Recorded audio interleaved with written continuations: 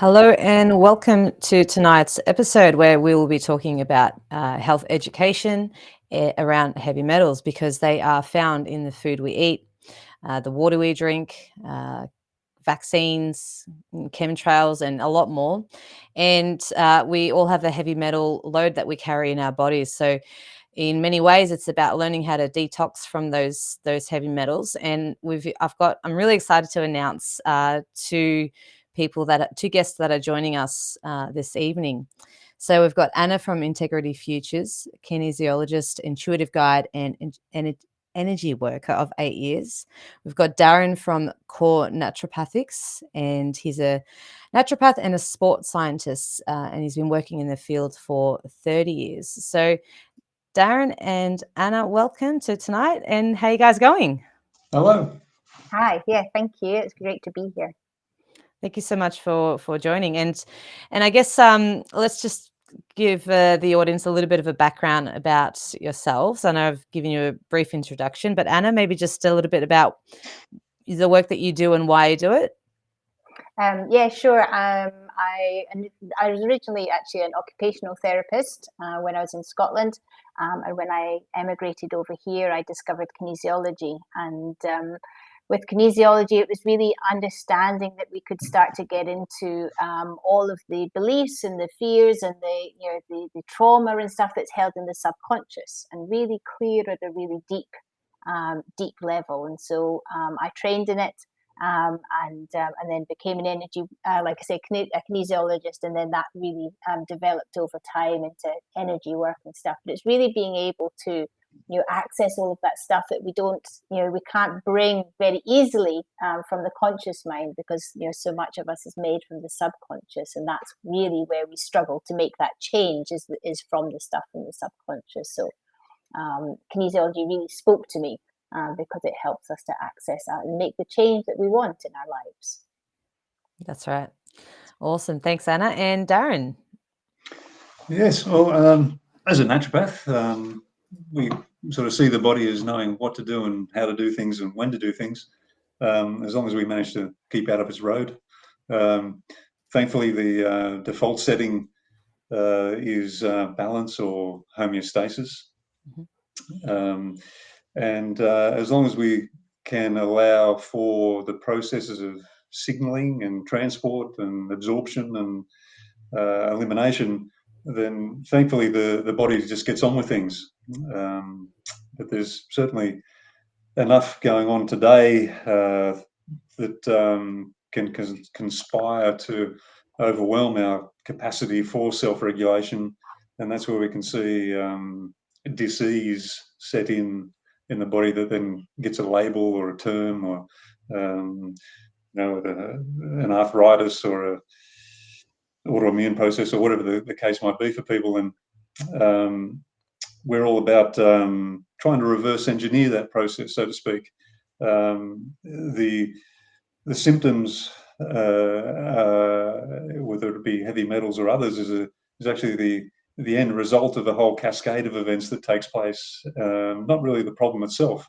And we look then back to, well, what set of factors for that individual have allowed that process to develop? What's been overwhelmed? Is it a case of is it an inflammatory burden? Is it an oxidative stress issue? Is it a liver issue? Or is it an immune issue? Where has the individual become overwhelmed, under-resourced, or blocked? And how do we assist in reversing that process? Because it's like a simple analogy, and I'm full of them. You may find over the next half an hour or so. But if upstairs in your unit and you've got water pouring out your lights and down the vents, you've got a couple of choices. You can go upstream or go upstairs and turn the tap off and then mop up once, or you can spend all your time, money, and effort on your hands and knees mopping the floor. So in the context of the metals, well, yes, we're looking to minimize exposures, but once they're there, well, how do we assist the body in removing them? And the body does have the capacity, as long as it's not overly burdened or focusing on other more pressing needs, or what the body might perceive to be more pressing needs. Very exciting stuff. I cannot wait to actually check out both of your slides, but we'll start with you, Anna. Just going to bring out, so it's very fortunate we've got presentations both from Anna and Darren tonight. So we'll just get yours up, Anna, and I'll mute you, Darren, to get extra. And if you have anything you want to jump in, I guess this is obviously an open discussion, and to our viewers as well, if you have any questions throughout these presentations, please pop them in the chat box. We can get them up on the screen as well. So over to you, Anna. Thank you. Yeah, just to start before we go into heavy metals, when we first did this presentation, which you came across, we're leading this under the umbrella of the People's Health Alliance. Now, some people may have heard of this already. It's an initiative that started in the UK. You're really from the premise that the National Health Service was struggling with very similar things to what we're struggling with, in the fact that you can't get GP appointments, your ambulances, we can't rely on ambulances, and we're not sure on the service that we're going to get when we get to hospital. And so this initiative was started this year and launched properly in April, and it's really about starting to create community-led, organically grown health hubs all around the world. So although it started in the UK, it's now in 29 countries, including Australia, where we're starting to build them here, and really starting to create hubs where alternative and allopathic or medical practitioners can come together and help to educate and empower people in their own health, so that people can start to take responsibility. It's something that has really we've been conditioned to just listen to the doctor and do what they say, and that's not really in our best interest to always do that. There's so many different perspectives, and this is why we're doing these health education events, is because this is part of the Wollongong PHA Health Hub. This initial event was, and it's to educate people about their own health, so that they can start to make the decisions that they want to make that resonate with them, so they can be empowered in their own health. So that's really why we started doing these events. So thank you very much for inviting us to share it to a broader audience. Anytime. I was very excited when I saw the flyer. I was just like, what is this? No, it's great. I mean, like I say, this is just starting in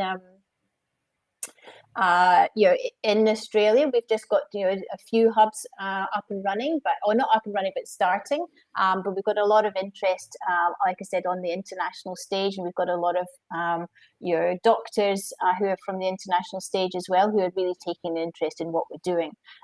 So it's great. There's a huge momentum building. So we're really excited about what we can create in the community, because it's all about how do we provide the support the actual community needs.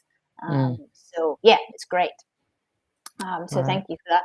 I'll skip the next slide, and then we can go into the heavy metals side of it. So, like you said, Julia, I'm a kinesiologist and an energy worker. And normally, when you think about heavy metals and I go, decide, actually, I'd really like to do a detox, kinesiology wouldn't be the first modality that you'd think of to go and see. A naturopath or a homeopath or somebody like that would be probably your first port of call.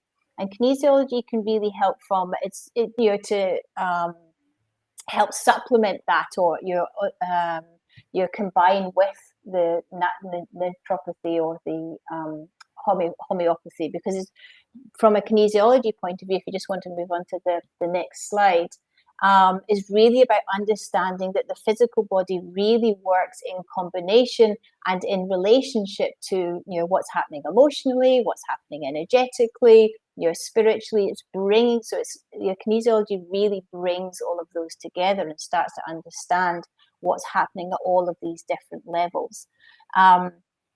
If anybody's not sure on kinesiology, what kinesiology does is using muscle testing to access the subconscious, to access the limiting beliefs, to access the fears, to access the trauma, belief systems, all of those things that are held in the subconscious that often have come from early childhood, from birth, even from in utero, all of those sorts of things that we still hold, but are no longer serving us as an adult or later on in life. And so through the muscle testing, we can access those and say, okay, what's actually going on here? I always see it as a kinesiologist, it's like being a detective. Saying, what's happening right here in the present moment? Okay, why is that happening? What happened in the past? What's there? What are the patternings that are happening on the physical body from an emotional point of view? And helping the healing to happen by really piecing the puzzle together. And that's what kinesiology does, is being the detective. And we're not healers. Nobody else is a healer, but what we're doing is help facilitating the person to be able to heal themselves. And so that's, the more that we have that bigger picture and that understanding of what's going on from all of these different levels, then the more the body, as Darren said, the more the body can actually heal itself, because that's, that is our natural state, is being able to heal ourselves, but often things have got in the way. So from a point of heavy metals, if somebody's coming to me and they know that there's some impact on heavy metals, because heavy metals, as you said, Julia, are in, basically they're all around us. We cannot avoid them. They're in the air that we breathe. We've obviously got all of the chemtrails and stuff that are happening. It's on the food that we eat, through the preservatives, through the spraying, through a lot of preparation. It's in medication, it's in vaccines, it's in the water that we drink. We all have a heavy metal load. But also, we also can pick up heavy metals from our ancestors. Things like mercury. Mercury used to be used as a health tonic. It was a really common health tonic. They would give a shot of mercury. Nowadays we're like, oh my goodness, poison. But that was a really common health tonic to be given by your doctor. But mercury has a huge half-life, and so that means it's still held in the cells, which means it's held in the sperm, it's held in the eggs, and so that then passes down through the generations. And heavy metals can cross the placenta. So if a mother has a heavy metal load, then that can also start passing down the placenta through to into the fetus. So there's various different ways that we can pick up heavy metals. And so one of the things that I would look at from a kinesiology point of view, is any of these things affecting us, like say from an inherited point of view, from a neutral point of view, because the more we understand where we're picking these heavy metals up from, where the stress is coming from, again, the body is able to heal itself a little bit better. And then, as Darren said, we all have a unique way to how we're responding to the heavy metals that we are accumulating in our body. Again, this is linked to our genetic makeup. It's linked to our, whether we have a trauma background, our life experiences, what's happening in the physical body, if we've got other diseases or other conditions, other stresses, all of that sort of stuff, all plays a part in how that's actually impacting us. And so again, from the kinesiology point, using the muscle testing, is saying, okay, so how for you, how is the heavy metals impacting us? And we see a lot of kind of common problems with or common impacts on heavy metals, things like brain fog, chronic fatigue, neurological conditions, Alzheimer's, is a big one with aluminium. It can affect our heart, it can affect our thyroid. With children, your behaviors are really impacted. I've certainly seen this with my daughter. So your anger, flare-ups, all of that sort of stuff, can be a heavy metal load. Even things like there's links into autism and ADHD and all of these things as well. So heavy metals play a part in a lot of different things. And so again, it's understanding, okay, how is this impacting you? What's going on? And like I say, from a kinesiology point of view, we want to look at the whole aspect. So not only from a physical point of view, but how does it affect emotionally? So like I say, it can really play a part with anger, and that kind of, because it heats up the brain. Like it's literally kind of heating up the brain. Excuse me. Looking at it from a metaphysical point of view, energetic point of view, what's going on in the body. And so again, as we're building up this picture, using the muscle testing, we can really understand from a an individual point of view what's happening in the body at all of these different, kind of multifaceted ways. I've got a question actually, because we do have a question in the chat as well, which we'll get to in a minute. But you talk about muscle testing, and I've seen it done before, but I think some people might not know what that actually is. Like, is there a way you can sort of describe what that muscle testing, like what you actually do? Yeah, I mean, different people muscle test in different ways. So for some people, I don't think people can see, can they? So it's literally kind of pushing on the arm and seeing whether you can hold, as we're testing something, seeing if you can hold the strength in your arm. And when you can't, when there's no strength, you can push it down with ease. That means that's a stress on the body. So that's it's really, is the nervous system reacting to this? If so, then we can't hold that position. If we can hold that position, okay, it's not causing a stress. So it might be you're pushing, like say, on the client's arm.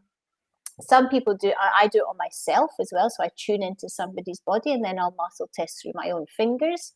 There is various different ways, but it's basically looking at how the nervous system is responding through the muscle's ability to maintain its position. So I hope that helps. Yeah, that's great. Yeah. And I think Vanessa's question, you probably will answer in due time, but I'll just read it out. This is what she's asking. I would like to ask the panel. Actually, I'll bring it up on the screen so that way you can see it. I would like to ask the panel what they think is the best way to detox metals from children that may have received side effects from vaccines, whether it be behavioral issues and food allergies like gluten. What is the step-by-step process we can take? Yeah, it's a shame. We were actually meant to have Vera on here as well, who's a medical medium practitioner, and she is amazing with that. And there's various different ways. To be honest, as a kinesiologist, I wouldn't look at the specific ways of detoxing, but you can do it through diet. So utilizing things, there's a lot of things like wild blueberries, coriander, or what do you call coriander over here? Coriander. Coriander. I know there's another name. So spirulina, barley grass juice. There's various different things like that can really help. And certainly when I've been detoxing with my daughter, I will use foods that help to bind the heavy metals and help them to release from the body. But I'll probably let Darren talk more to that as a naturopath, because he has a lot more expertise in that. But there's certainly foods and supplements that can really help. So as I said, I'll let Darren go into that more specifically. No worries. So you can go on to the next slide actually with this one. I just seen the message from Colin saying, I use wild blueberries, they're pretty tasty. Yeah, we do too. We always have mountains of wild blueberries, and they're great. They're so much tastier than the other ones as well. So just from a metaphysical point of view, so metaphysical is looking at the emotional side of things. So when we are impacted by heavy metals, there's a physical reason we're being impacted, but there can be, like I said, this emotional reason as well. And there's a lot of people who look and research the metaphysical side of things, and what they've recognized that not in every case, but there's often this theme of regret. that links in with heavy metals and a kind of heaviness in life as well. So this is where we start to build this bigger picture of what's going on, from an emotional point of view. So using things like the metaphysical, all of those sorts of things. Do you want to go into the next slide, please? From a physical point of view, again, heavy metals also block, and this is one of the biggest problems, is that they block the absorption of minerals. So this then obviously then has a knock-on effect in so many different ways, into the health and the well-being of the body and how the body is responding. And so, it's understanding that, yes, you might have heavy metals, but this is, the other impact that it can have, and therefore what else is going on through the, not being able to absorb these minerals. So again, with kinesiology, we'd be muscle testing and saying, okay, we know we've got a high amount of aluminium in the body, and from a personal point of view, for you, say zinc, vitamin C and iron are particular problems, in absorption. And so again, we start to build that picture up more and more, because as I said, every individual reacts differently, and so the more that we can get a specific understanding of what's happening in the body, the more the body can start to heal that and look at those particular pathways. And like I said, these are all really essential minerals that really play a huge part in our health and well-being. And so if they're being blocked by heavy metals, that's going to have a big impact. Do you want to move on? Thank you. So from a kinesiology point, the other, and this would probably be the majority of the session of what I would look at, is looking at the body's ability to detox. Because as we know, we can't avoid heavy metals, so it's pretty impossible at the moment to avoid heavy metals. It is in so many different things, and we live in such a toxic world. But the more that we can assist in helping the body to detox, then we're allowing that flow through our body. And so we want to say, okay, so what's going on? Where is the problem? Why are we having this buildup of heavy metals, and how can we assist the body in detoxing? So one of the things I would look at is looking at the individual organs, the elimination organs, and seeing what's going on with them.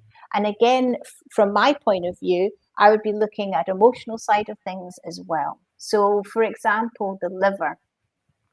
The liver is often linked in with anger from an emotional point of view. So if you have a lot of anger in your body, or as a child, you were maybe told that you weren't allowed to be angry, or you're punished to be angry if you were angry, or put to your room, or all of those sorts of things. And so you learned that it wasn't safe to let go of anger.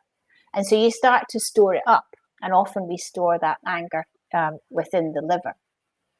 And so therefore, as we say, okay, well, I want to start detoxing, the liver will go, well, it's not safe for me to let go. It's not safe for me to detox, because in early childhood, you're told that it wasn't safe to be angry. And so we start to hold on, and this is where a lot of the blocks come from a detoxing point of view, is because we've been told from various different points of view, it's not safe to do something. It's not safe to let go of something. And so we get this buildup. And so then I would look at, okay, so what's going on in the liver? What are the belief system? What are the fears that have been developed over early childhood that says it's not safe to let go of the anger? And if we can allow that to be released, and we give ourselves space to actually release the anger, then the liver's capability of actually eliminating heavy metals also increases, because we're allowing all of that anger that's stored in there to release, and then we actually maximize its capacity for detoxing. So I really relate to that. Do you? Yeah. Just the process of, let's say if I'm getting angry about something or upset, I start to almost feel physical pain quite early on. And it's only because I'm aware now that I can sort of start to pinpoint the issue, and when I've pinpointed the issue, and as soon as I say it out loud, and recognize it, and then try to let it go, the pain, it disappears. It's incredible. Yeah, and there's always this beautiful mirroring, between what's happening emotionally, what's happening in the psyche, and what's happening in the physical body. Because every physical symptom that we have is always a message from the body to say, actually, there's something I'm not managing very well. There's something that I'm not coping with, and I'm going to send a message to say, to tell you. And often, we kind of been conditioned to just suppress that. And we might, it's like, I've got a headache. Okay, I'll take a Nurofen. But it's like, well, no, there's something that's imbalanced within the body. It might be an emotional thing. It might be that, there's a real emotional buildup. It might be that you're holding a lot of tension. It might be that, there's all sorts of reasons why you might be having a headache. But if you just take a paracetamol or a Nurofen and then carry on, well, you're not dealing with the problem in the first place. It might be, because you're dehydrated. But if you take the moment and say, okay, well, why have I got this headache? And kind of look back and go, okay, actually, I can see, that I was really anxious at this point, but I kept pushing on, but I was holding really tight, and now this pressure is built up in my head. Okay, what do I need to do to release that? And then allow the body to do its natural healing rather than suppressing it. Because when we keep suppressing it, we don't resolve anything. And the body then starts, the messages have to get stronger and stronger and stronger for us to, for us to actually pay attention. And that's where we then go into more and more imbalance, and then more and more, serious conditions start occurring. And so this is, it's understanding every physical symptom we have is linked in to some sort of, there's an emotional element to it, but there's something the body is trying to tell us.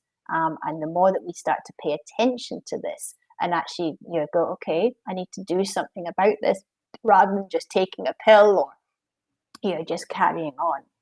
And it really comes back down to, as well, to like that sense of responsibility. Exactly. Because everything that we experience in life, and the things that we feel, or our interactions with people, it's all about responsibility at the end of the day. Because are we going to take ownership for how we behave in our lives, or how we, all that sort of stuff. And it's sometimes it's it can be challenging, especially when all our whole lives we've been conditioned that someone else is going to do the work for us. Yeah, exactly. And this is, I think, this real shift that we're in at the moment. We're seeing it in the external world. We're seeing it in our own internal world. We're really being asked to look internally and say, okay, what's going on? Let's do the personal work. Let's look at those yucky bits that we really don't want to look at. Let's look at the hurt, the pain, the trauma, all of those things that we've kind of hidden away and just tried to get on with. It's time to actually start to bring that to the surface, because when we have the courage to do that and to look at it and to, shine light on it, then we can actually start to heal from it. And this is, certainly from my perspective, the more that we can do that and have the courage to do that, the more that we can bring light into our body. We can, bring new energy into our body, and we can really start to, I guess, shine our own light, because we're not holding those dark, yucky parts, around. And we're seeing that in the external world. All of the dark, yucky stuff is coming to the surface at the moment. And we're having to look at it and face it and see, well, this is actually what's going on at the moment. But the good thing of that is we're actually shining a light on it, because the minute we shine a light on it, it loses its power completely. And that's really the space. These years that we're going through at the moment is really about that. Is looking internally, be willing to have that courage and take responsibility for ourselves and how we are in the world. So yeah, it's exactly that. And like going on from that, the emotional stuff is looking at all of that, because that all plays a part in how we're able to detox. If we're looking at heavy metals, if we're holding a lot of trauma that we haven't looked at, well, that's all stuff that we're holding inside. That's all triggers, that's all hurt, that's all pain. Which means when we're trying to detox in a physical point of view, the body's like, no, it's not safe to, because I hold all of this pain. And so it's really helping to support our body on all of these different levels, because the more that we're able to let go emotionally, the more we're able to allow energy to flow through us, the more we're able to let go and detox on a physical level as well. And so it's being able to utilize all these things and have the courage to look at all of these things to allow that process to happen, because our body is naturally wanting to do that, but when we hold all of this stuff, it's just like, no, I'm not going to. So this is where, say, the more we understand that, and from a kinesiology point of view, we can really examine that. And just going back to, excuse me, the elimination organs, I just wanted to kind of bring attention to the uterus, because often we don't think of the womb as an elimination organ. But actually, I mean, obviously, us women, this is a real gift that we have that men don't. But we can detox, through our blood, and we do so on a monthly basis. And this is a really, really powerful way to detox. Again, if we hold trauma in our womb and stuff, then that starts to interfere with that process. But we're seeing this with especially with the COVID vaccines. People having a lot of menstrual issues after having it, and one of the reasons is because the womb suddenly kicks into an elimination mode. So when people are having really heavy menstrual cycles after the vaccine, it's because the womb has kicked into its elimination mode and gone, right, I need to get that stuff out of me. And right. So that's, it's one of the reasons why. It's not the only reason, but it's one of the reasons why people are experiencing menstrual changes after if they've ever taken the vaccine. But it's a really powerful way for women to be able to eliminate and to clear out. If you want to just move on to the next. So like I say, excuse me, we want to be able to support ourselves in detoxing, and Darren's going to talk a lot more about how to detox from a naturopathic point of view. But I want to, I was exploring and explaining the different ways that we can help. If we're going to go and do a heavy metal detox, whether it's using supplements or foods or whatever, we can also detox in other areas of our life, because this is also kind of is using that same muscle, as it were. We're learning to let go. We're looking at the ways that we can let go, and it also helps to inform us where we might be struggling to let go. So things like doing a declutter in the house.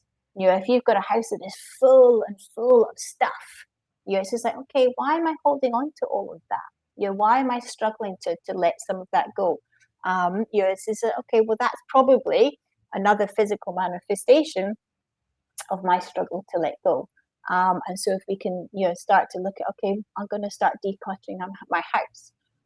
Maybe decluttering, through social media, as in, deleting friends that we no longer need to be in touch with, coming out of groups, clearing out inboxes, but looking at relationships. Is there relationships that we're holding on to that actually don't serve us anymore, or actually quite toxic? It's all of these different areas where we can, again, look at the ways where we're maybe holding on to things like belief systems, habits, behaviors, emotions. Again, we've talked about that before. Are we more likely to just hold on to emotion, hold on to, say, something like anger? And when we won't express it, but it will see the way inside us, it's just like, well, that's not going to be beneficial. So giving ourselves that space, to say, okay, I don't want to be shouting at my kids, or I don't want to be shouting at my husband or my friend, but actually I am still feeling angry. So giving yourself that space, to go and do some stomping and some shouting. You're going into the garage and putting on loud music, and you're just getting out some of that anger. That will help with the whole process of letting go, because we're allowing what's being held in the body out. We allow the emotions out, we allow the anger out, and we let go. And so, like I say, it's a really powerful way for women to our body also helps. It also helps with the detoxing. Physical movement is always really, really important. Dancing, exercise, yoga, being aware of what's happening in the body. Where have we got stagnant energy? Where have we got pain? Where have we got, and you're really using the body to assist with that. And becoming a lot more, self-aware.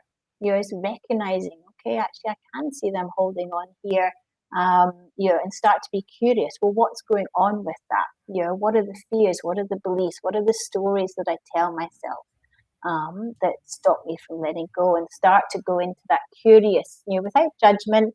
You're journaling. You're exploring all of these different things. So we start to understand at all of these different levels where this process of flow is being stopped, because that's what we want to go into. When we're detoxing from a physical point of view, we want to be allowing that flow. As we said, we can't avoid heavy metals coming into the body, but if we can allow them to flow out of us, then that's, it's not going to cause near as much damage, because the body is just able to detox them out and it's done. So where are we stopping that flow in other areas of our life will also help us inform us on where we might be stopping that flow from a physical point of view. And again, this is where we need to do our personal work. Look at all of those yucky bits. Use practitioners, therapists, counsellors, all of those sorts of things. So that we can start to explore those emotions, those beliefs, those triggers, those traumas, and release the charge out of them, and then we can allow the energy to flow through us. So this is, these are ways that we can really assist with that detoxing process. So kinesiology, like I say, starts to look at the bigger picture. It's understanding it from not just a physical point of view, but from a big picture, holistic point of view, and helping us to support our bodies in the detox process through that, through understanding all of those different multifaceted ways. So I hope that kind of makes sense as to other ways, because it's all about how can I support myself, and this is some of the ways that we can do that. Got a question from Viv. Since I was sacked, I've constantly felt frozen, like I'm totally powerless and can't move, even though I can. What does the panel think that I can do to fix this? Please, it's like I have a spell on me. Yeah. So, I mean, the first thing I'd look at is nervous system work. Do you know it? It's, we have fight, flight, and then we have freeze. That's the nervous system has gone completely into freeze. And it's just why have you gone into freeze? What has been triggered by you being sacked? And I'm sorry to hear that you've been sacked, but what has been triggered? What is the there might be a fear that has come from early childhood. It might have triggered some sort of emotional response. So it's being able to track back and understand, well, what does that mean to you? To have been sacked, what is the stories that you're telling yourself, and where have those stories come from? Because it might be, depending on the situation, there might be some sort of failure stuff, or there might be anger, or there might be all sorts of different things. Well, why is that being triggered by that event, and where has that come from? So that's what I would look at, is going to some sort of practitioner who would look at subconscious work, so you can understand why the nervous system has gone into that freeze response, because that is, it's a vagus nerve response, that the body's just gone into complete freeze. So it's looking at nervous system work with a practitioner to help you understand why the body has gone into that response. So I hope that helps. Kinesiology will help, but also anybody who's a specialist with nervous system work will assist with that one. But that again just allows a little bit of movement through the whole system. Yeah, I hope that helps. Yeah. Do you want to just move on to the next? Yeah. Okay. So this is my end piece. This is a beautiful quote that I love. It's I'd love to live like a river flows, carried by the surprise of its own unfolding. And this is, like I said, this is about being in flow of life. This is, I believe, is one of, the beautiful invitations, that we have at the moment, is how much can we actually be in flow of the life that is, flowing around us.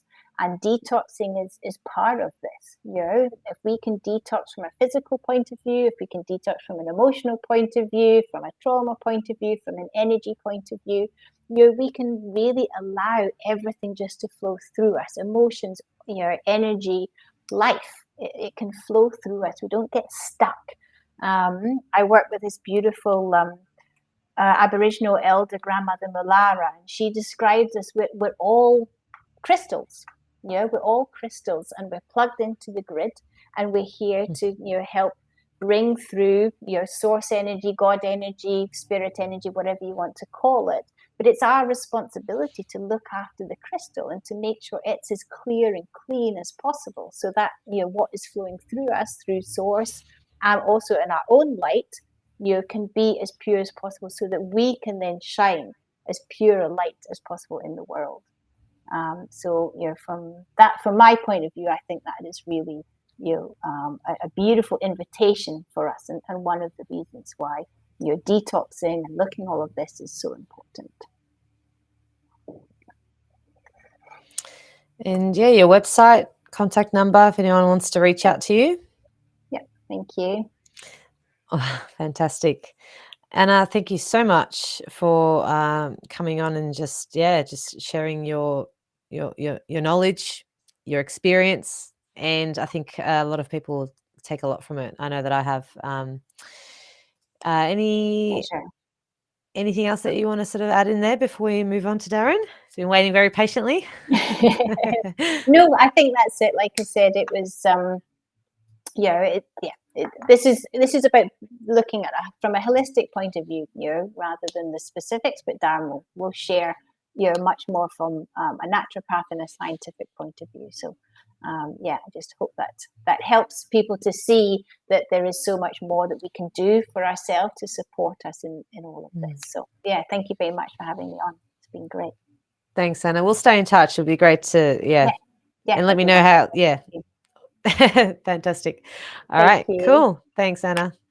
Thanks, Anna. Thanks, Darren. All right. Talk soon. Yeah. All right, Darren, I'll just bring up your presentation.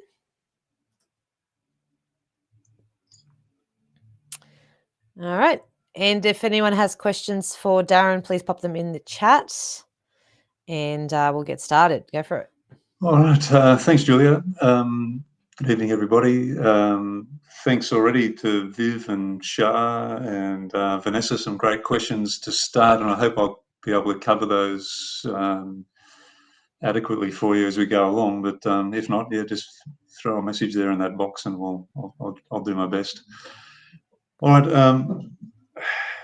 I guess maybe recap a little bit with what Anna's gone over, because it's so important to have a bit of a concept of what health actually is.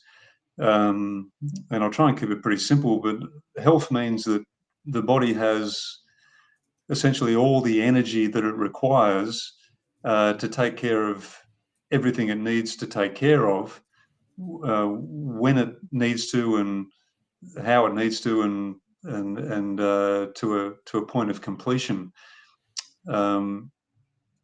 It's like sorry, I've just got something blocking my screen there. Lovely. That was me. Sorry. All right. So if we look at an analogy for you, when an elastic band is nice and floppy, it's got the greatest capacity to expand to meet whatever you want to wrap it around. But it's only got so much capacity. And once it's at the end, it can't go any further or it'll break. So from a health perspective, if your system is at rest or floppy, then it can stretch to meet whatever demand that might be placed upon it, given circumstance, whether that might be dietary or lifestyle or environmental or toxicological or psychological or sociological, wherever it's coming from, whether it's family or, work or something out of the air or someone trying to put something in your arm. So if the body has the capacity to deal with a threat or a toxin or an event at the time, well, it just gets on with it. And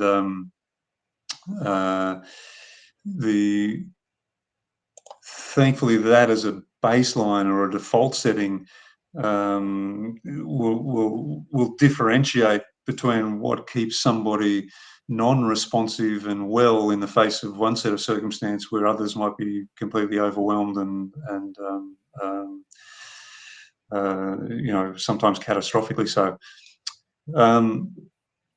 Now, with relation to metals in this context, the body has the resources and the mechanisms to eliminate these things, given it's not overwhelmed or overburdened taking care of other demands. The body has systems in place, but circumstance today is certainly conspiring to overwhelm a lot of people's capacity. We don't need to go through it necessarily. We've had fires and floods and pandemics and lockdowns, etc. And we have mechanisms in place, and they're old throwback, they're evolutionary, developments over time, or by design, depending on how you look at it. And stress used to be fairly, something that was fairly short and sharp. It was someone trying to knock you on the head for some reason, or someone trying to make a meal of you, and the body automatically, subconsciously directed resources or allocated resources so the body had a better capacity to run and fight or think its way out of that set of circumstances. But today we haven't evolved another mechanism to deal with stress, but the stresses are entirely different. And they're moreover, they're cumulative. So we can find ourselves spending far too much time in a sympathetic nervous system response, directing or allocating resources to running and fighting, which the polar opposite of that, or the parasympathetic side of things, is where you're in a rest, repair, recover, digest, hormone, neurotransmitter, immune, detoxing sort of phase. So it's not that the body doesn't know, can't, or won't take care of metals, but if it's allocating resources predominantly to running and fighting, well, that's where the resources go. And unfortunately, there's a great system, but it's been overburdened presently for many people, and so you don't instead of having a strong stomach acid and the appropriate release of bile salts, and then the appropriate release of enzymes, and then the right pH in the gut for the right bacteria, which then run the show, we have a reduced capacity to digest and assimilate and eliminate, and then all of a sudden the system's backing up and it becomes more of a burden or additive to the stresses, and it just rolls on and on. So you end up with this negative downward sort of spiraling effect where you're not able to onboard the resources you need to deal with all the stresses, and so you can get locked into these patterns. Well, that's a long introduction. Let's start with some of our slides. Thanks, Julia. We'll kick off with the first one. Yeah. You can see that? Or the next slide, do you mean? Sorry. Next slide, please. Next slide. Yeah, sorry. All right. Yes. So, the body knows what to do and how to do things and when to do things, as long as we can manage to stay out of its way.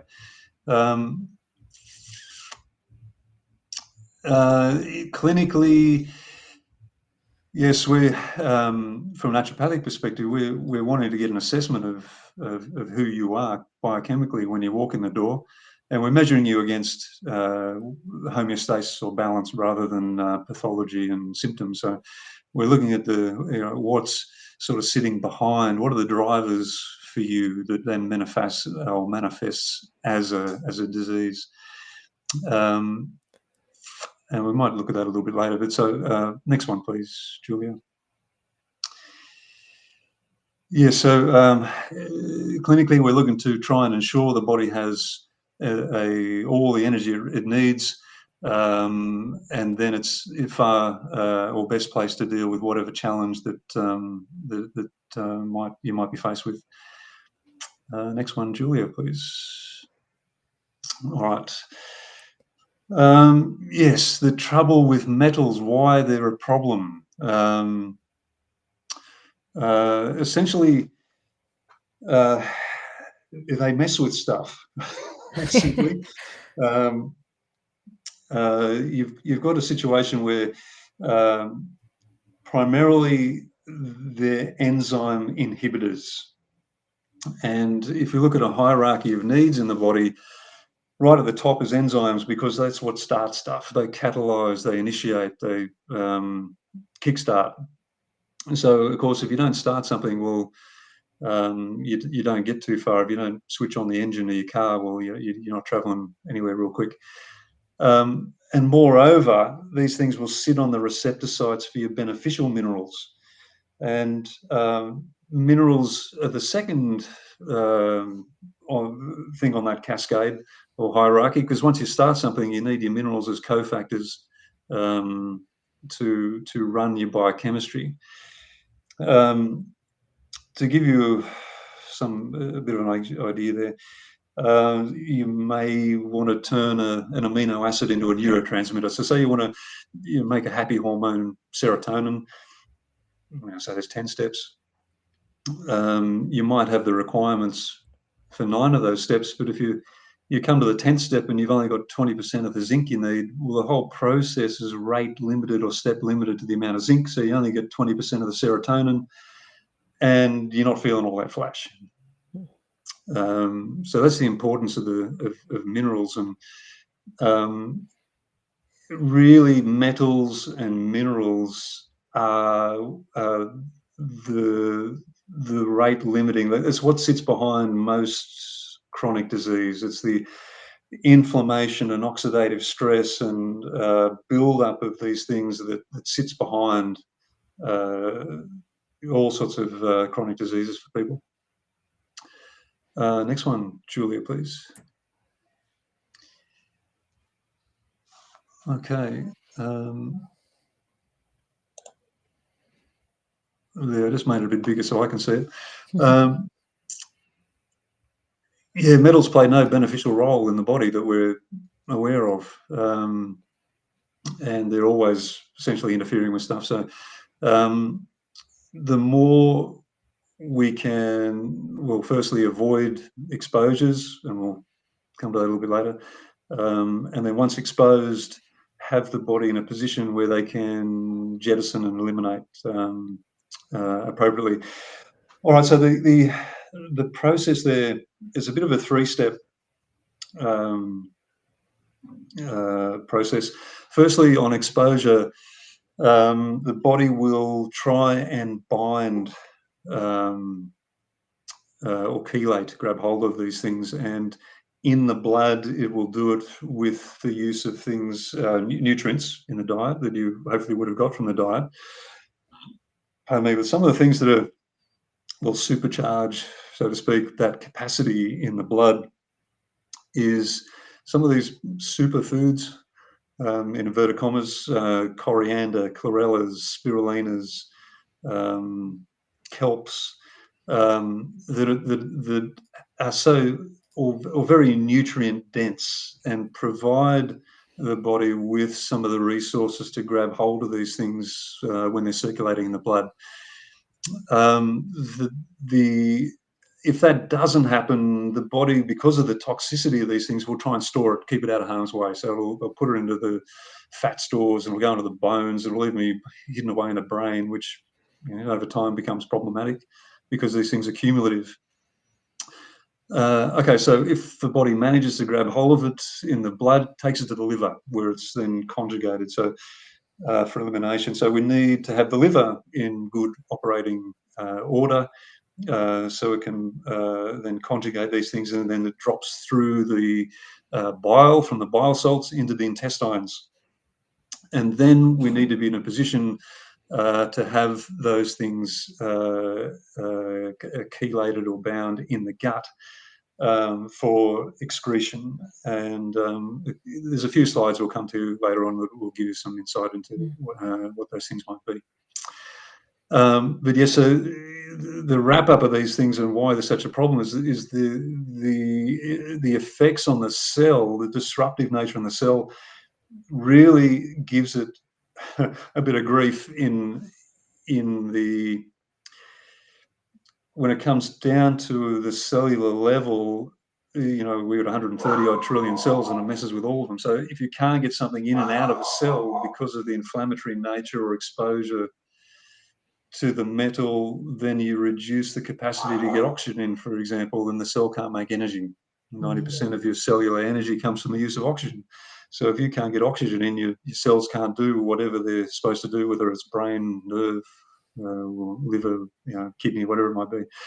And then the cell then also can't facilitate its proper function. So it can't make a hormone, or it can't make a neurotransmitter, or it can't help you to detox. So the metals really mess with this stuff. So that's why they sort of sit behind it in the role, the inflammatory process, and the resultant oxidative processes, and then you get this chronic inflammation. Well, why is that a problem? All right, well, inflammation, it's like all right, so you're on your farm, as we all do, and you got grass fires around the perimeter. Well, obviously you got to go out and put those out. So if you're strapping on your firefighting kit every day and going out in the paddocks and trying to put out your fires, well, obviously there's not much going to get done at home. So there's sinks, dishes piling up in the sink, and there's nothing in the fridge, and etc. And the fence palings are falling off, or and then at some point you're out in the paddocks, and the fire jumps your head and burns the house down while you're not there. So we've got to be able to pull our resources back into the body, have the cells in a position to do what they need to do, and then stuff just happens. We don't have to think about it. It just happens, thankfully. Next slide, Julia, please.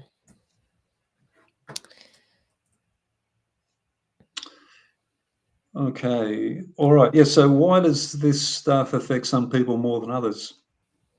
And guess what? I got another analogy for you.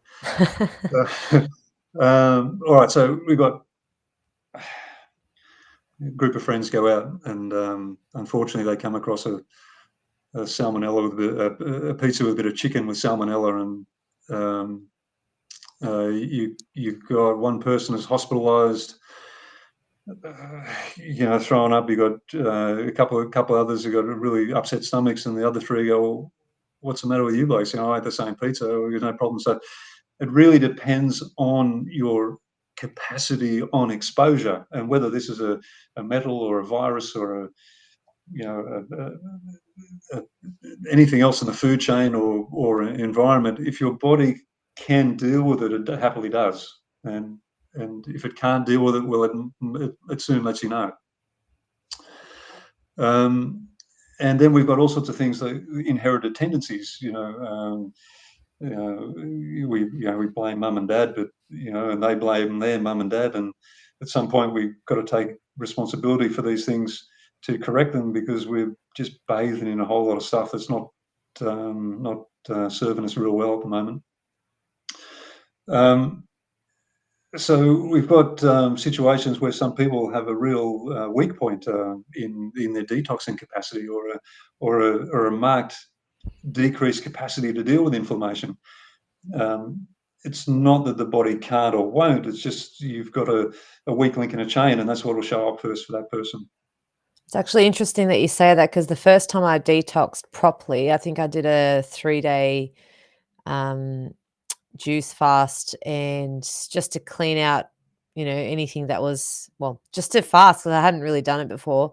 I think it was the end of the first day, I was in so much physical pain, Like I was in the fetal position in bed. I think it was my kidneys or something inside my intestines. I can't remember exactly what it was, but it was so painful just because obviously I think there was probably a lot of buildup of toxins there. Do you think that's probably the case? What the reason might have been? Like, because my body just reacted Yeah. in such a way. Well, you got to be a little bit careful sometimes diving into detoxes. If you're already unwell, you're unwell because your body's overburdened and compromised to a degree. So it's like you've got a blocked stormwater drain, and then all of a sudden a storm comes. Well, where does the water go? That Right. backs up in your house. And you got all of a sudden you got stuff coming out your toilet and the toilet floor. So before you start anything too significant, and that's a significant It was. way of detoxing, you want to make sure your stormwater drains are clear. Yeah. So Well, you just overburdened your capacity to detox, and it built up, and you took a little while to get rid of it. yeah. Well, I did a intermittent fasting last week, which wasn't as intense because I still got to eat some light food at the end of the day. Some, and it was so much easier. I wasn't in that. I didn't feel like I was hurting myself, but I was actually still looking after my body. But I took it a bit more easier, just because I didn't Yeah. really have any idea what I was doing. But now I learned from my mistake, Oh, yeah. That's the best and way. you feel so great afterwards. Yeah. Well, there's thankfully there's lots of ways to do it, and there's fasting is one of those ways that's starting to get a lot more attention. But typically, it was something you might have done with supervision on a retreat somewhere. Right. So yeah, just be a little bit aware. You go easy on it and build into it. It's probably because we're just full of toxins at the moment. Yeah. Yeah. All right, let's have a look at next slide. Let's keep going. Yep. Cool. Where's my mouse? All right. All right. So, yeah, some of the things that people experience, and it's just like, what would you say? Instead of running on all 8 cylinders, you run on 4. So there's fatigue, there's brain fog, there's your moods, you're a bit irritable, sleep goes out. There can be you can trigger underlying anxiety or depression, and anything really, any old complaint or anything that's sort of burning away in the background can come to the front. The joints can ache a bit more, or you can't tolerate foods as much, or there can be a tendency to constipation or diarrhea, or whatever it is might be, in your background. And as a they can trigger these things, unfortunately, as a many of them are known as cancer causing, or associated with that catastrophic loss of self-regulatory capacity, as I'd like to describe it. Cancer's, one of those things you don't catch it. It's something that will develop over time, and typically we've ignored the warning signs over a period of years, and the body's great at letting you know something's wrong, and it'll do it in ever increasingly more significant ways. And if we don't pay attention, well, at some point it says, well, that's enough. Sorry, I can't help you anymore. Sometimes it's really subtle, but the body, I think that's just so important, why we have to start really listening to our bodies, because it's like it's always trying to speak to us, always Yes. telling us something. And yes, it's much easier to go out and get takeaway food, or go out and I don't know, for whatever things that might entail something that is quite toxic for your body. We're not listening to it. And it's taking me a lot of practice and discipline, and to actually start being like, and I find it really interesting, because a lot of the things that I find hard to pull away from, I know that I'm slightly addicted to, like sugar, and for example, just going out or something like that at night, and I don't really need to do that as much anymore, and just changing your lifestyle. But that's yeah, it's a lot to do in the one go. But I think if you do it in small steps, it's not as intense for your body. But yeah, it's the more and more, and I guess clinically we see people in a bit more dire need than people that can manage, with a little interest and exploration, people can manage their health quite well, and that's as it should be. But sometimes we do find, and I think it was Viv was finding, particularly in this frozen state, it's about,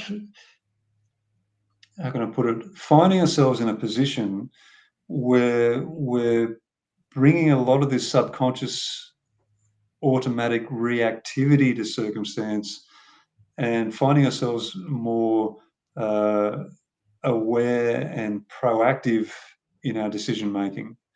And that's a skill, and it's a skill we're not taught, unless you find yourself in the position of being an elite athlete or an elite soldier or a CEO of a large company. You're not taught how to deal with stress and mechanisms to put you in a position to navigate it.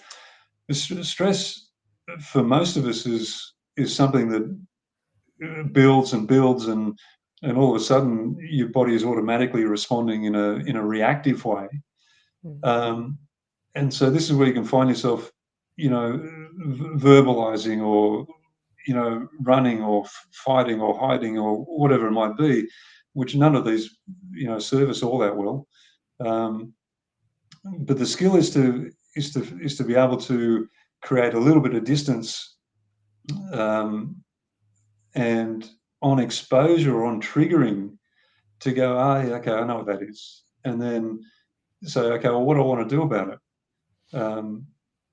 And it's the difference between it doesn't get us out of the river and the rapids, so to speak, but it's the difference between having a rudder on your raft and not. At least if you've got a rudder, you've got half a chance of navigating around some of the rocks, rather than bouncing off them without a rudder. And this is what your techniques around any practices of meditation, martial arts, and qigong, and these other types of Eastern traditions that are gaining popularity, put you in a position where you're observing and being proactive rather than being overwhelmed and reactive. And while you're reactive and overwhelmed, you get locked into this fight or flight position. And while you're in that fight or flight position, the body's not in a position to, or you're obviously not resting, repairing and relaxing or recovering on the other pole. So the difference between being reactive and proactive is being proactive means that there's no need to be, you're not in a stressful position. If it's something that, if there's a circumstance or situation that's not of your making and not of your doing, well, there's no reason to be stressed. And I say that very considerately and empathetically. The world as it is not of our making, but how do we navigate it? And we do have a choice in that. We can choose to be overwhelmed and or we can choose to be proactive and do something about it. The sympathetic response has us catastrophizing about events of past and fantasizing about what might happen tomorrow, but then you're not here and now. You're not living, you're not being, you're not present. So these sort of practices can help have us in a position of, if it's of my doing and if it's within my scope, well, okay, get on and do it. And in that way, there's no need to be stressed either. So it's a matter of being able to find yourself in a position of calm and acting rather than reacting and being in turmoil. And that tends to serve us a bit better. Sorry, there's another long-winded No, it's great. explanation. I'm not No, sure how we got no. there. It's all right. It's all right. Just quickly before we do move on, we've got a question. I don't know if you've heard about the old liver cleansing diet from Cassandra Abbott. Have you heard Yeah, look, there's lots of great what can we say? There's lots of great ways of doing things. Not all of them suit everyone. So unless you've got some supervision, or you're working with somebody, then go a little bit easy with something to start and see if it's going to work for you or not. Because sometimes you can trigger, you can really trigger the body into action, and it'll do its best. And sometimes that can be a bit overwhelming. All right. Yeah. Cool. Okay. Yeah. Next one. Okay. That just goes through a few more ways that we can manage to imbalance ourselves. I think we'll keep moving. Okay. Yep. Julia. Okay. So some people are more susceptible than others, and typically it's around some of our occupations where you get more exposure to these metals. So workshops, dentistry, construction, painting, agriculture, etc. Yeah. Okay. And if you do find yourself in one of those fields, and particularly some of you young blokes, if you're out there listening, use the equipment, use the protective gear, put your respirators on, long sleeves, don't get this stuff on you, because you'll be coming to see me. Yeah. All right, next one, please. Okay, and then yes, if your health is already compromised in some way, it's the metal or the exposure can be the thing that it's the straw that can break the camel's back, so to speak. So if you already have issues with digestive function, or livers, under functioning, or you've got issues with pancreas or kidneys, or you've already got an underlying inflammatory or immune issue, well, yeah, the metals are not going to be your friend. Next one.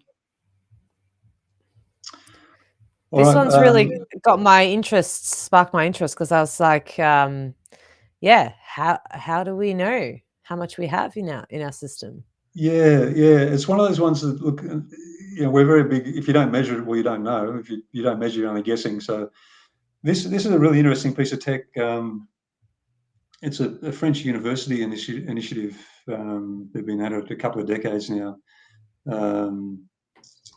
Spectrophotometry, and as I understand it, it's tech co-opted from the mining industry, where they put a laser, down into the rock strata, and then what would refract back, they could determine what minerals, etc., were in the ground. Well, this is a similar sort of thing. So we use a little handheld device and take measurements from the palm. And the little signal goes in, and then what refracts back, or what the device measures, lets us know what's stored and circulating. It's a fabulous tool clinically, because it lets us know whether you're high and low in something, whether it's something that's beneficial or toxic, or otherwise. Yeah, this is a great tool. That's incredible. So there's many of them around. If you look up oligoscan in your area, you may well come across a practitioner. Do most naturopaths have this technology, no, or not is it most. just No. Any other ways? Any other ways we can test? There's a few other ways, yeah. So this one we like because it's instant, it's pain-free, and we can act on the results straight away. And what we also like about it is that it gives us an insight into what's stored and circulating. Hair mineral tests you can do, which is sort of the older way, or it's still used today. But it lets you know, it's like a sample of of hair, and some of us are running out of that. So, and you need to get it close to the scalp too. So, but it'll tell you what's been what the body's been able to eliminate over 4 or 8 week time frame. Sometimes the body's not in a position to eliminate, so sometimes it can give you a bit of a false negative. What you measure in the urine is what the body can excrete, and what's measured in the blood is what's circulating, not necessarily what's stored. And often when you're looking at blood and urine, well, the body will try and either store or get rid of immediately, so it doesn't give you much a real good idea of what's chronic. So this gives us a bit of idea of both. Next one. Okay, yes, that just says yes, just looking at a measurement for your palm. I think we can go again, Julia. Okay, so the screen, this is sort of the first panel of the screen, and in that one, it gives us an idea, an insight into your beneficial minerals and vitamins. Some of the vitamins there. It's on a bit of a traffic light sort of symptom. Green's in range, high or low. Yellow's out of range, and red says, well, look out, you've got a marked deficiency. So for this individual, it was around chromium and iodine, and it's really a useful tool because you got really no way of knowing if someone's low in iodine or chromium. They might, in this case, iodine is associated with thyroid function, so you might have a lowered a thyroid condition showing up on pathology, or there might be an enzyme issue. Chromium relates to your pancreas. So different minerals relate to different organs, so it can give us some insight into what's going on for people too. All right, next one. This one gives a bit of a look at the heavy metals. So this individual's got a burden around mercury and cadmium and aluminium and a bit of lead. So we go, yeah, all right. Well, the question is, well, how do we get rid of it? And that's what we'll come up to next, Julia. All right. So some of the things that will assist, as it's got written there, daily detox strategies. So ideally, we want to get rid of this stuff on exposure. We don't want the body accumulating it, as can happen. So hydration is one. You can drink too much water. And the issue around water is not so much what you're taking on; it's what the body can do with it. Water being a universal solvent, and all your biochemistry takes place in water, and all that biochemistry takes place inside your cells. So you actually hold 60% of your water inside your cells and 40% outside. And so this is where we have issues around these chronic inflammatory states where the body loses its capacity to hold gradients and the water leaks out, and you find yourself intracellularly dehydrated. Doesn't matter how much water you drink. It's another one of the little screens that we use in the clinic to find out. We need good water as well, because you can't be. You need good water. I don't know if you have smelt the water recently coming out of the tap. Oh my God. I don't know. Like in here where I live, it's just turning on the shower. You can smell the chemicals. It's incredible. Yeah. And it's really not, water is not designed to be drunk. It's designed for washing and, hosing your driveway or whatever you do with it. It's not, they don't treat it to be drunk. In fact, they treat it so that it doesn't poison you. That's why the chlorine and the fluoride, well, the fluoride's slightly a different story, but the chloride's in there to kill anything that's in the pipes as it gets to you. So when it's killing stuff in pipes, if you drink too much of it, it was going to kill what's in your pipes as well. And where you've got 100 trillion organisms wanting to reside in your pipes, killing them with too much water is not ideal. But even when you're showering, like that water obviously goes into your through the skin somehow. You are absorbing it in one way or another. Because I was house sitting out in the country, and I think there must have been using rainwater, And I felt so much better after the shower. When I came back home and showered, that's when I smelt the difference, because I'd gotten used to it. Yeah. And yeah, massive difference into just I don't even know how to explain it, but just my overall energy seemed. Yes, because when it's vaporizing, the water vapor, you're taking on chlorine and fluoride that way, and or whatever else might be in it. So, yeah. All right, healthy diet. Well, okay, it means different things to different people. I won't go into that. That's a whole other story. But broadly, the way the food pyramid has been sold to us, it's essentially upside down. So we really want to try and minimise the amount of grains and sugar going in, not make it the foundation of your diet. Grains and sugar are the most pro-inflammatory foodstuffs, and there's enough things generating inflammation for us at the moment. So if you can try and pull that out as much as you can, that's a very good place to start, and quite a simple but profound strategy for your diet. Mentioned some of the chelating foods, corianders and kelps, chlorellas, spirulinas. Coriander pesto is quite a nice one. Add into your diet. Kelp, there's a wonderful. You can use it as a salt replacement. Kelp flakes. Chlorella and spirulina probably in a little capsule. A little tablet. It takes it's an acquired taste, taking spirulina in water if you've ever done it, and it'll spoil the taste of just about anything you want to put it in. So go for a tablet if you're of the mind. Intermittent fasting, yes, very good. The body is well equipped, well adapted. Over our evolutionary history, where sometimes there just wasn't much food around, and you mightn't have been eating much for days or weeks. So the body knows what to do with it. And today we're pretty much, food available 24/7. It can help reset your whole digestive cascade. So the quite popular means or methods today are the 5-2, 18-16, 18-6 breakdown. So you fast a couple of days a week, and you just consume food within a 6-hour period, and that leaves the digestive tract empty for 18 hours. And it just really, it's like a reboot to your computer in some ways. All the cells really become more efficient, and the body will burn a lot of wastes and break down a lot of debris and get rid of it. So it's a very good reset.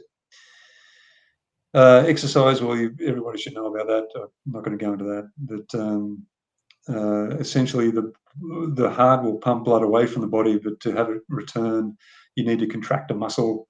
The same when it's in the lymphatics, it needs to be contracted by movement. Juicing around liver support, one of my favourites, and easy and quite tasty. Carrot, beetroot, celery, ginger. You can add a little beetroot in there for the kids if you like, and or while you're acquiring a taste if you haven't done it before. But it's quite delicious. I guess that's delicious as a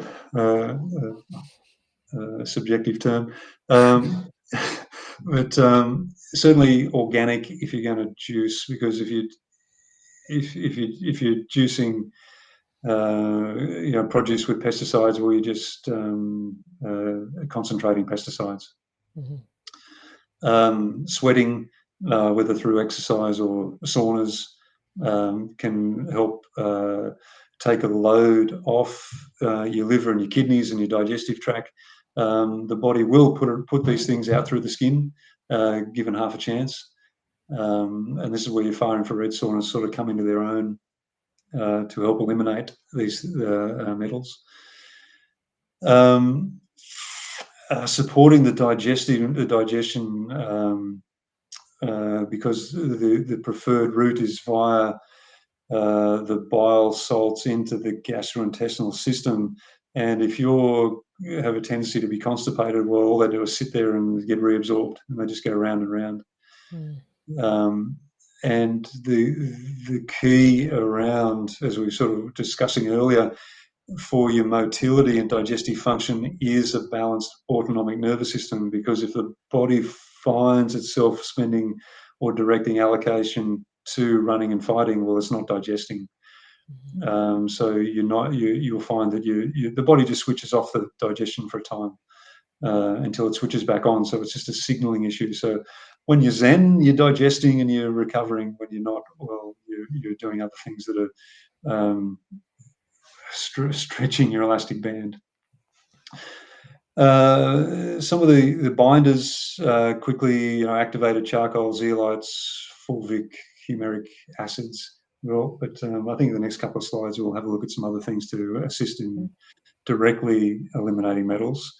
But even some of the old skin brushing for lymphatics to influence the flow, and cold plunging and Wim Hof and that type of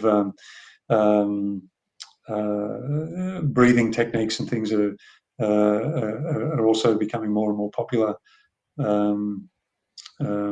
These are older practices brought from Europe and the East around hot and cold, the hot sauna and then jumping in the snow, or jumping in the river or the lake. Help to reset the autonomic nervous system for one, but also very much assist the circulation. Got a question for you. I have been told zeolite can pass the blood-brain barrier. Do you know if that's a... No, it's a bit bigger molecule. There's other things that potentially can assist, as far as I'm aware. Zeolite is a quite a large molecule. Will stay in the gut, and the idea is that it will attract and bind metals and other substances like ammonia and other things where there are digestive issues. It will pull in and help to eliminate. Yeah, so zeolite, no. Okay, cool. Which is a good thing. Next slide, please. Okay, so these are some of the tried and true key binders of metals.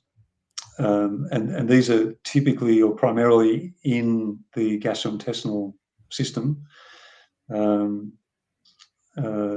than foodborne, that will get across through the gut into the blood. So your charcoals and your clays and other carbon-based binders, because of the electromagnetic charges, will pull these metals, the heavy metals, not your beneficial ones, to them, and they're very porous, like a big microscopic sponge. And so it just grabs them, and then it helps to be escorted out of the body. Fibers, so your gums, assist, and it's also your microbiome will assist in this process. The beneficial ones that are helping you out rather than being a hindrance. The humic and fulvic acids, you often find them as a combination, liquids or capsules. Pectins, silica, zeolites, they're the ones you'll find often in combination in products. But some of them, quite cheap. Your charcoals and your bentonite clays. Some of them far more expensive.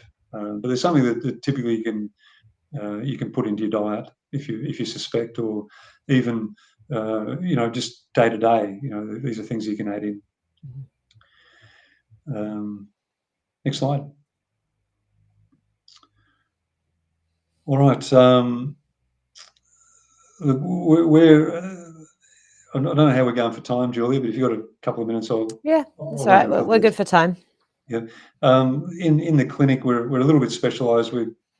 We tend to deal with catastrophic loss of self-regulation. Typically, we're dealing with cancer and Lyme and autoimmune diseases, and so we've had to develop a few other little strategies that can assist the body where it's become overwhelmed or under-resourced. So if we've got time, we'll have a quick look at a couple of those things. Mm-hmm. And the structure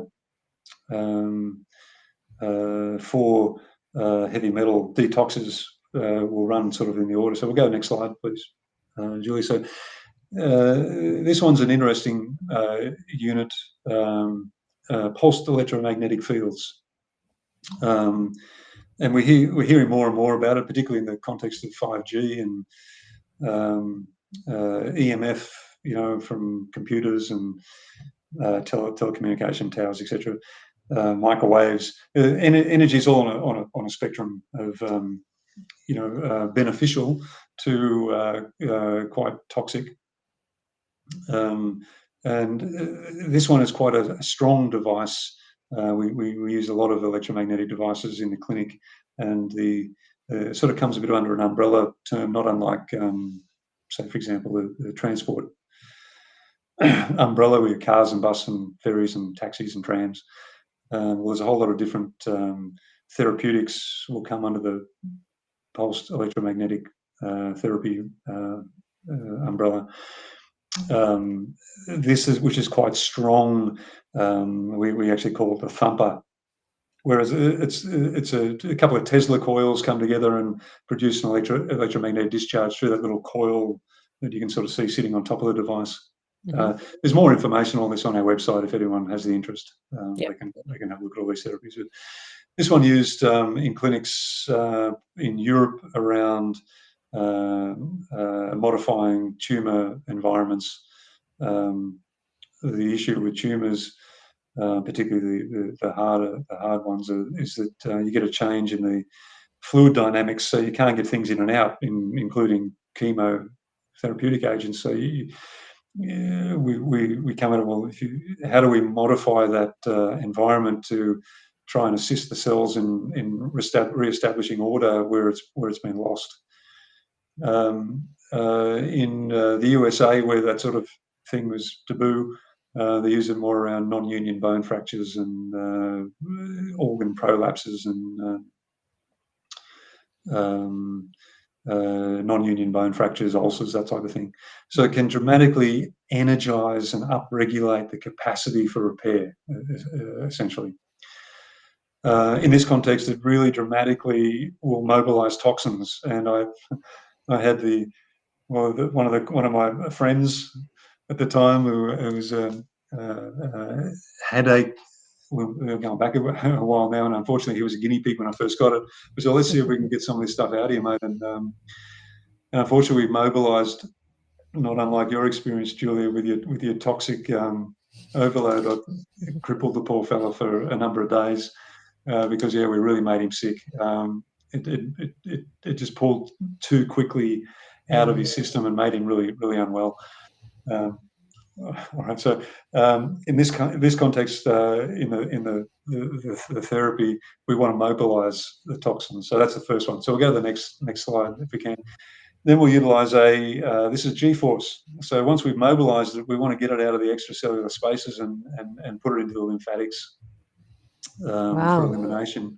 So this is one of those devices that will assist to that end. In the next slide, Julia will use this is one of the key strategies, and this is our far infrared ozone steam sauna. So once we've mobilised and transported, then we want to eliminate. So this will help to get it out of the body. But there's a lot going on in this little device. We can initiate a fever, a mild fever, to upregulate immune function. It'll take care of. We use this one a lot with Lyme clients and cancer and various, where the body's been overwhelmed or under-resourced, this can assist. And then once we've stirred people up to that degree, we go, okay, well, we've given the body a good push. Okay, well, now we want to just put it in a recovery phase. So we can mobilize stuff. We want to push a little bit, then we want to recover, and that's essentially we find that is the best way for people: push and recover. You can do too much pushing without the recovering, and you just it's counterproductive. Whether you're an elite athlete who overtrains or the difference between someone doing well with chemotherapy and not is how well you recover from it. Because chemo can be one of those things that can be quite beneficial for some people, but it's like if you knock a building over and leave the rubble, well, you're not going to build. You're going to have trouble rebuilding. But if you knock the building over and clear the rubble, then you can build again. So the body's well equipped to deal with toxins, even something as significant as a chemotherapeutic. It's just got to have it in a position where it can do so. Anyway, I digress a bit. So this one is about restoring or having the body in move it back into a balanced autonomic nervous system. So this device will both measure and treat. It'll measure your autonomic nervous system and then in real time feedback auditory and visual signaling to have the body return to balance. Intriguing, fascinating equipment. Wow. Come out of Europe, this one. Are these all coming out of Europe, or is this some of this Australian products? Predominantly, it's coming out of Europe. Yeah. Wow, I've never seen them before. No. Yes. However, the next one, if we go to the next slide, hyperbarics. This is an Australian designed and manufactured a piece of equipment. The guys are a genius. But hyperbarics.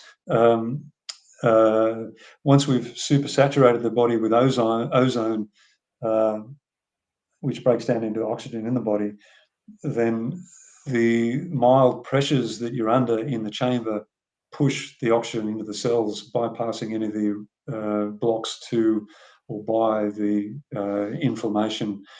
And therefore the cell gets the oxygen it needs to make energy and then has half a chance to get on with things.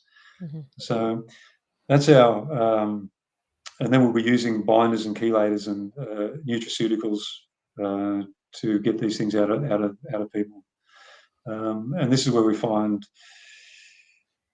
where we're looking at some of these unknowns around what people subjectively, because we can't measure things like graphene and that sort of stuff. We don't have any objective measurements for that type of load, but people subjectively can certainly feel that they're in a position where it's not doing them any good. It's this type of therapy that we've put together to assist in getting this stuff out. Got a question from Mike. Yeah. Do you have an opinion on the iTerahertz device? Not one I've come across. Sorry, Mike. I have an opinion. I use it. There we go. I think it works. It's really good. I think if I know what he's talking about, it's like that long tube thing. Sounds like a hairdryer. Okay.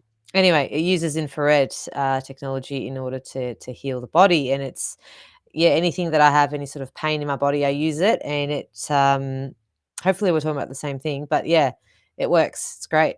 Yeah, there's lots and lots of devices becoming available now, which is great. In the clinic, we tend to stick to ones that have I guess they have a CU certification. They've been through a number of checks and balances, and that just gives us confidence from a clinical perspective that they're going to do what they say they do. Yeah. That's not to say there's not many devices out there, but when we've gone to choose, these are the ones that we've sort of come up with. And they're clinic based. There are other ones certainly you can use at home that are not going to set you back $40,000-$60,000 a piece. That's right. Yeah. So your terahertz might well be a better option. Yeah, it's definitely not that expensive. Yeah. Yeah. I think that just about brings us up. Yeah. Yeah. If people want to track us down, well, there's the website and the phone number. Mhm. We do certainly actually have a number of people travel from Melbourne and other places to come and visit us.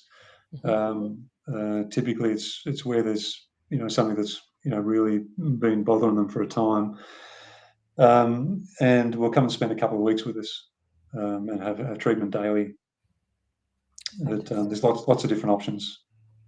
Yeah, that's incredible. I've never, seen any of those technologies before, and there's so much that we need to now, I guess, start learning about, and alternative ways to actually just see. Actually, I don't know about the word alternative. There should be they should be the primary ways that we look after ourselves, and just being aware of, just having good food, good water. But yeah, we are under attack in so many ways, and there are so many levels of it.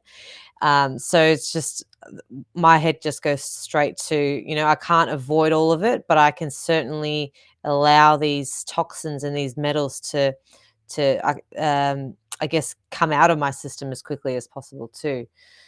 Yeah. So Yeah, there's look, there's no bad news here from my perspective. The body is well equipped, but we've just got to have our captain's hat sort of put on, where the first mate, if we want to put it, the mind, and the second mate, the emotions, can be a bit overwhelming and persistent, and it's taking the information from your first and second mates and then acting on it and not being lost in it.